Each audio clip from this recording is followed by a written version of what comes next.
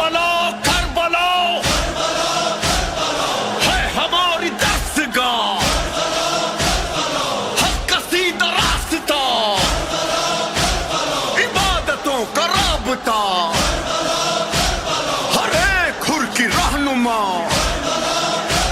حسینیت کا مدرسہ،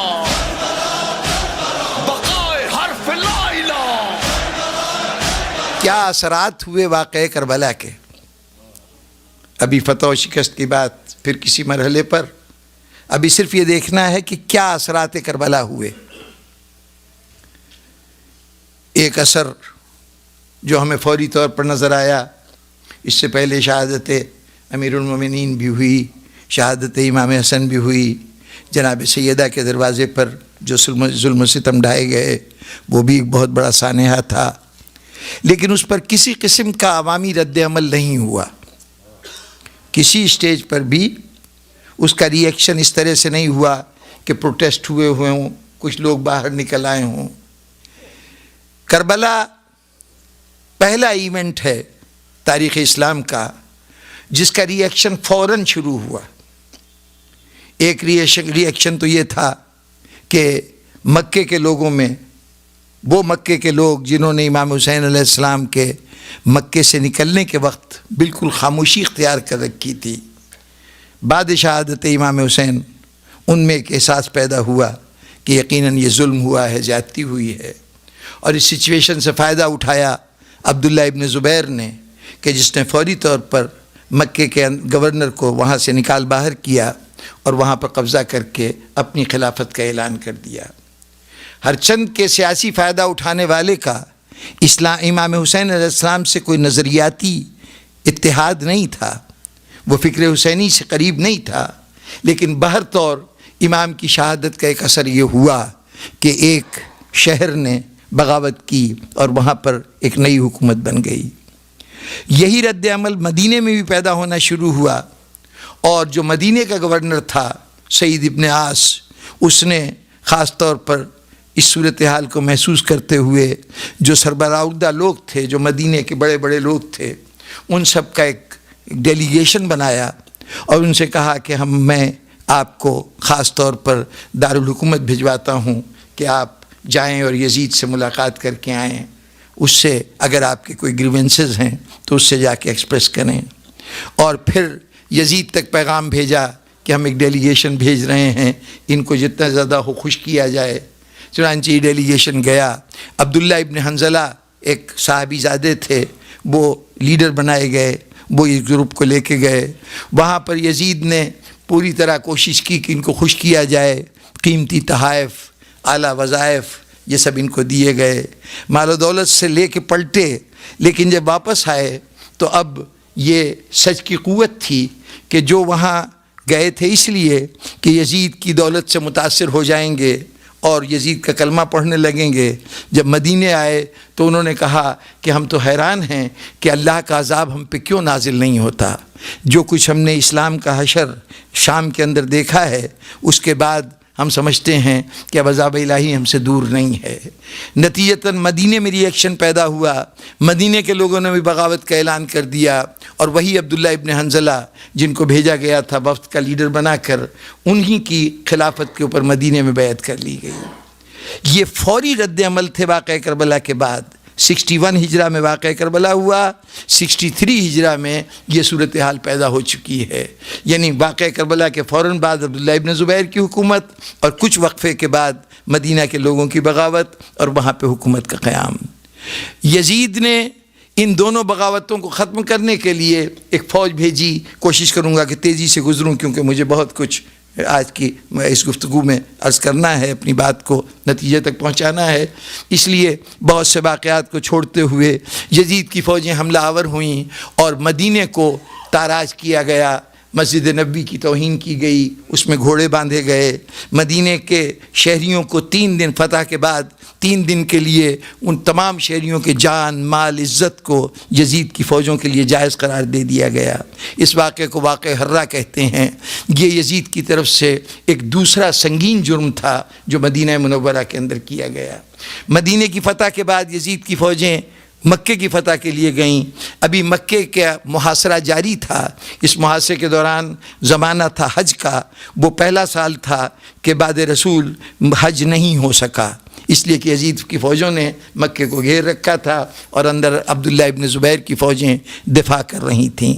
اس محاصرے کے دوران خانہ کعبہ کے اوپر حملے ہوتے رہے اور خانہ کعبہ کے غلاف میں آگ لگ گئی. خانہ کعبہ کی دیواروں کو نقصان پہنچا کیونکہ منجنیقوں سے، اس زمانے کی توپیں سمجھ لیجئے، ان کے ذریعے سے پتھر پھینکے جاتے تھے، جس پتھر نے خانہ کعبہ کی دیوار کو نقصان پہنچایا. ابھی یہ محاصرہ جاری تھا کہ 14 ربیع الاول سن 64 ہجرہ میں یزید ہلاک ہو گیا. اس کے ہلاکت کی خبر آئی تو اب یہ محاصرہ، وہی لوگ منتشر ہو گئے، یزید کی فوجیں وہاں سے پسپا ہو گئیں اور عبداللہ ابن زبیر کو موقع مل گیا کہ وہ کچھ دیر اور اپنی حکومت کو جاری رکھ سکیں. یہ کچھ فوری رد عمل تھے، لیکن اس رد عمل کی ترتیب دیکھیے. واقعہ کربلا، شہادت امام حسین، اس کے فوراً بعد مدینہ منورہ پہ حملہ اور روضہ رسول کی توہین اور مدینہ کو تاراج کیا جانا، تباہ و برباد کیا جانا. اس کے بعد خانہ کعبہ پہ حملہ.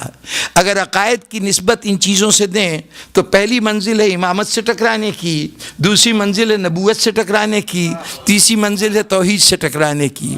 اور اس ترتیب نے بتایا کہ امامت کا مقام کیا ہے. امامت وہ قلعہ ہے کہ جب تک موجود ہے نبوت بھی سلامت ہے، توحید بھی سلامت ہے.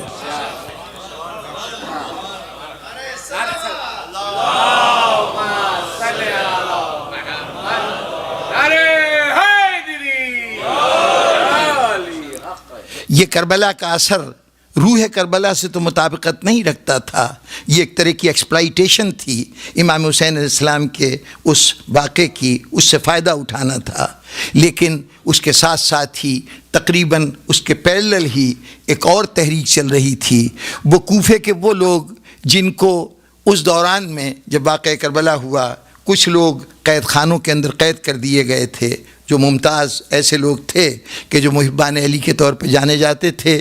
ابن زیاد نے ان سب کو قید کر دیا تھا. کچھ اپنی جانیں بچا کر شہر سے نکل کر مختلف دیہاتوں میں ارد گرد کے علاقوں میں پھیل گئے تھے. واقعہ کربلا اتنا اچانک ہوا ہے، میں پہلے بھی وضاحت کر چکا ہوں کہ بظاہر عام لوگوں کی نگاہ میں نہ تو کربلا کوئی نون جگہ تھی اور نہ امام حسین علیہ السلام کے پلان میں بظاہر کربلا شامل تھا. عام لوگوں کے نزدیک تو امام حسین علیہ السلام جب مکے سے نکلے ہیں تو وہ شہر کوفہ کی طرف آ رہے تھے. امام راستہ بدل کر ایک اجنبی راستے پہ جا رہے ہیں اور ہوتے ہوتے کربلا تک پہنچ جاتے ہیں. تو بہتوں کو پتہ ہی نہیں چل سکا کہ واقعہ کربلا ہو گیا ہے یا اور یہ کس جگہ ہوا ہے. یعنی امام حسین کی شہادت کا اس وقت فوراً نہیں علم ہوا. بعد میں جب قیدی آئے ہیں تو پھر ان تک آگاہی اور خبر ہوئی ہے. وہ تمام لوگ جو دل میں جذبہ رکھتے تھے امام حسین السلام کی نصرت کا اور اس وقت شریک نہیں ہو سکے تھے، اب انہوں نے یہ سوچا کہ یہ بہت ہم سے زیادتی ہوئی ہے کہ امام علیہ السلام کو دعوت ہم نے دی، چاہے حالات نے ہمیں اجازت نہیں دی، لیکن ان کا ضمیر ان سے کہہ رہا تھا کہ تمہیں اس موقع کے اوپر بہر صورت امام کی مدد کرنی چاہیے تھی. نتیجتاً سلیمان ابن سرد خزائی کی سربراہی میں تقریباً 4000 افراد جمع ہوئے. یہ وہ کوفہ ہے جس میں بار بار شیعت کو ختم کیا گیا ہے. اس کے باوجود اللہ جانے آل محمد کے اندر کیا کشش تھی کہ مارے جانے کے باوجود، قتل کیے جانے کے باوجود، تباہ و برباد ہونے کے باوجود پھر ایک کثیر جماعت تیار ہو گئی جو امام حسین علیہ السلام کے نام پر اپنی جان دینے کو تیار تھی. یہ ان مخلص مومنین کی جماعت تھی جن کو کوئی ملک درکار نہیں تھا، کوئی اقتدار درکار نہیں تھا. ان کا صرف بظاہر یہ بات آج کے مادہ پرست معاشرے میں پسند کی نظر سے نہیں دیکھی جائے گی کہ آخر یہ کیا بات ہے کہ محض جان دینے کے لیے گھر سے نکلے ہیں، کوئی مقصد سامنے نہیں، کسی چیز کا حصول سامنے نہیں ہے، ہم تو فائدے نقصان میں دیکھتے ہیں.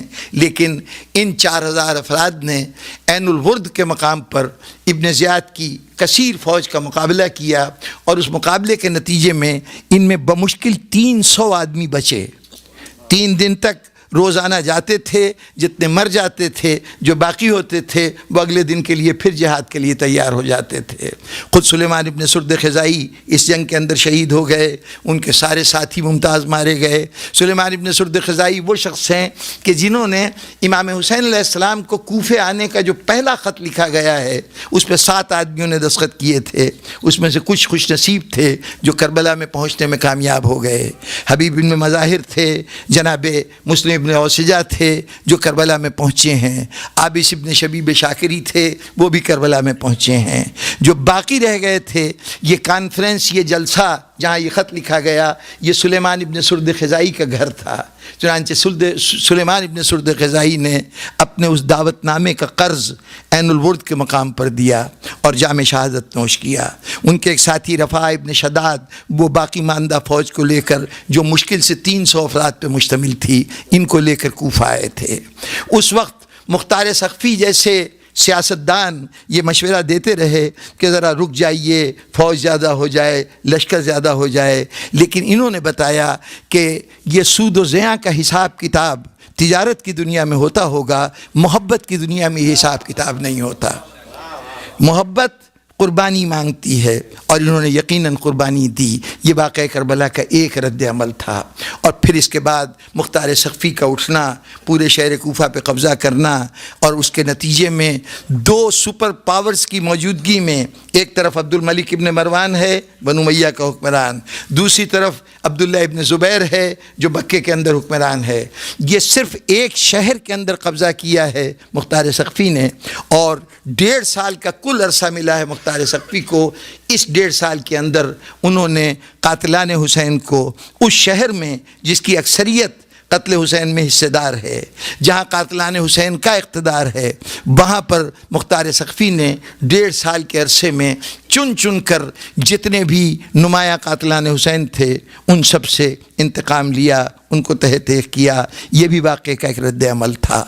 اور پھر کربلا ہی کے واقعے کا رد عمل تھا کہ جناب زید، حضرت امام زین العابدین علیہ السلام کے ایک صاحبزادے، انہوں نے باقاعدہ کوفے کے اندر خروج کیا اور وہ وہاں پہ شہید ہو گئے۔ پھر جناب زید کے صاحبزادے حضرت یحییٰ کا تصادم ہوتا رہا بنو امیہ کی حکومت کے ساتھ، اور وہ نیشاپور کے پاس، مشہد مقدس کے پاس ایک مقام ہے میامی، وہاں کے وہ شہید ہوئے، اور آج بھی ان کا مقبرہ وہاں پہ موجود ہے۔ یہ میامی آپ کے ہاں کا میامی نہیں، ایران میں ایک قصبے کا ایک جگہ کا نام ہے، پہاڑی مقام ہے، وہاں پر جناب زید شہید کے بیٹے یحییٰ ابن زید کا مزار ہے۔ پھر ایک اور تحریک اٹھی، جناب حسن مصنع، امام حسن علیہ السلام کے صاحبزادے، ان کے بیٹے تھے عبداللہ المحض۔ عبداللہ المحض کے 2 بیٹے تھے، محمد اور ابراہیم۔ محمد کا لقب نفس زکیہ تھا۔